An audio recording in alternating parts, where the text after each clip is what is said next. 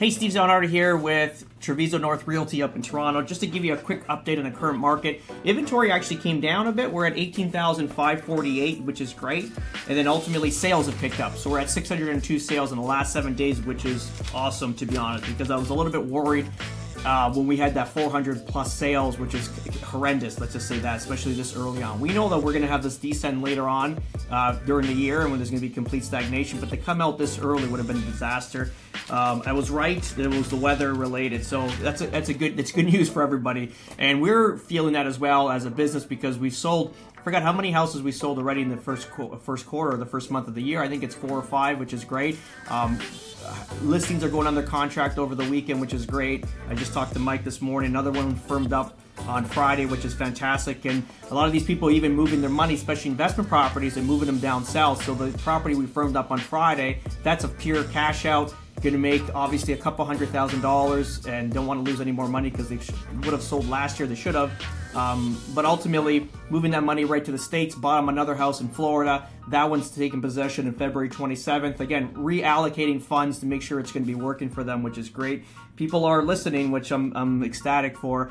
Another thing that we're doing going forward, and I think it's one that hits home, and this is, again, because coming from the trades originally, I always felt we were disenfranchised from the rest of the community, especially the white-collar community, because as a construction worker, we had to go to work. We had I was a framer, I was a carpenter, a long line of framers since 1954. Uncles, all my uncles and my dad, myself and my brother. So all the males, Zelenardos that lived in Toronto, all were a framer, so basically a carpenter. So I always felt like we were disenfranchised. I mean, we'd work our asses off. We'd get a blueprint in the morning and we'd build something. So when we went out into the white collar world and we started doing investing and stuff like that, I thought, okay, so I want this result and go get it done. But we found out that it doesn't work like that. A lot of the people don't. You don't get what you should be getting out of any project. This is why it inspired me to become a realtor, and then add our basically construction, format to it, where like you give me the work, it's going to get done on time, in budget, and then also if it doesn't, we're gonna, we'll die in that sword for it because that's how we do stuff, and that's like that. I guess it's like a military mentality as well.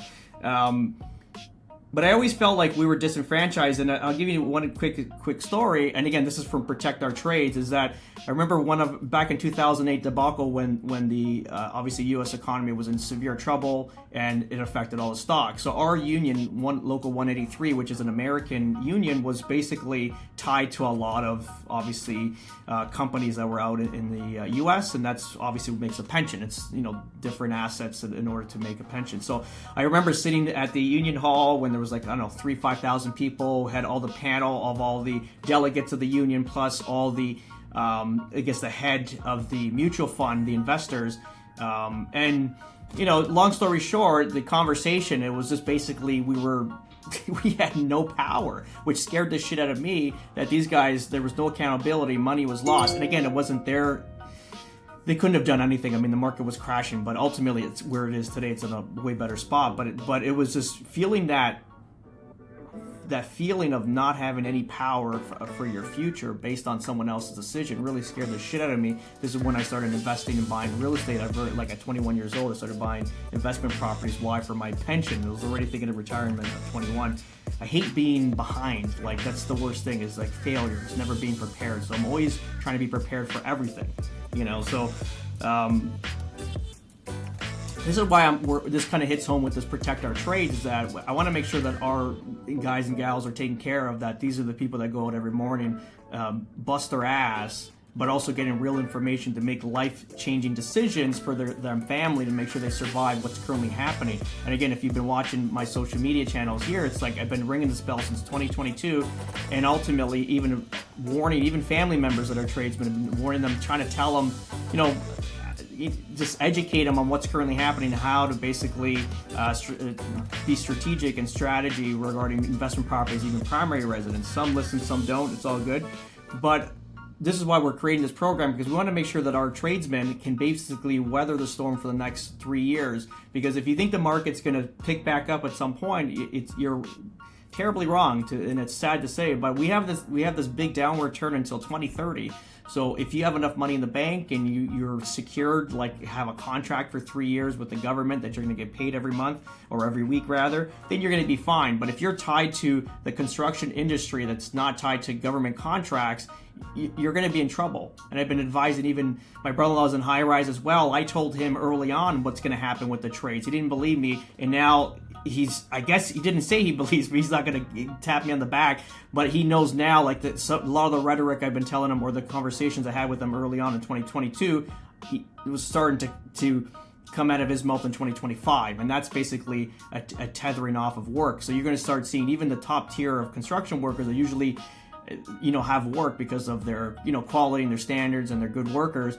They're going to be on and off work as well. Is it 3 days on, 2 days off? I mean, the work is going to be really coming to a tail end, right? So what I'm seeing is that a lot of construction workers, and just like all of us, we bought at different times in the market when the mortgages were or mortgages are super high, and we're losing equity every day regarding our properties. So ultimately, what do you do with that? And this is what we're going to do. We have like a very comprehensive schedule program just to kind of show what we can do. This is like a free consult with our team. We're going to look at your whole